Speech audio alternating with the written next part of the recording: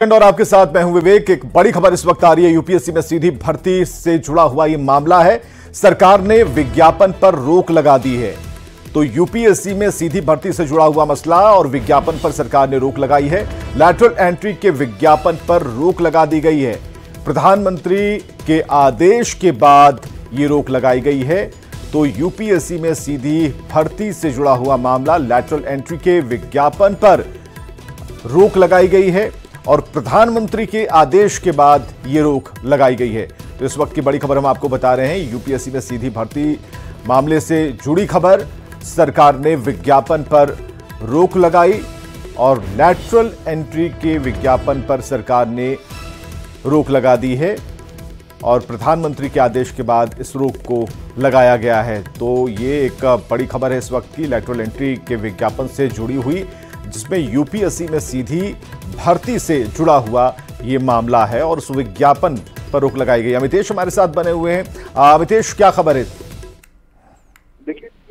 देखिए, प्रधानमंत्री की तरफ से ये कहा गया और प्रधानमंत्री के निर्देश के बाद ये डीओपीटी विभाग के जो मंत्री हैं, पीओ में राज्य मंत्री हैं डॉक्टर जितेंद्र सिंह, उनकी तरफ से ये कहा गया और यूपीएससी के जो चेयरमैन हैं उनको ये लेटर लिख करके उस बारे में कहा गया है डीओपीटी की तरफ से कि जो एडवर्टीजमेंट निकला था लैटरल एंट्री को लेकर के उस पर रोक लगाई जाए। तो निश्चित रूप से इस पर जिस तरह से विपक्ष ने मुद्दा बनाया था, आरजेडी की तरफ से, कांग्रेस की तरफ से और सारे जो विपक्षी दल हैं वो इसको मुद्दा बना रहे थे कि लैटरल एंट्री पर जिस तरह से नियुक्ति होने जा रही है वो कहीं ना कहीं आरक्षण के तमाम जो बाध्यताएं हैं और आरक्षण का जो पूरा क्राइटेरिया है उसको एक तरह से खारिज करते हुए नियुक्तियां हो रही हैं। इसको लेकर के सवाल लगातार खड़े हो रहे थे और विपक्ष की तरफ से चूंकि हमला हो रहा है और लगातार लोकसभा चुनाव के वक्त आपने देखा होगा जिस तरह से संविधान खतरे में है और बाबा साहब का संविधान खतरे में है, आरक्षण खतरे में है, तमाम मुद्दे उठाए गए थे विपक्ष की तरफ से और ऐसा माना जा रहा था बीजेपी को इसका नुकसान भी उठाना पड़ा।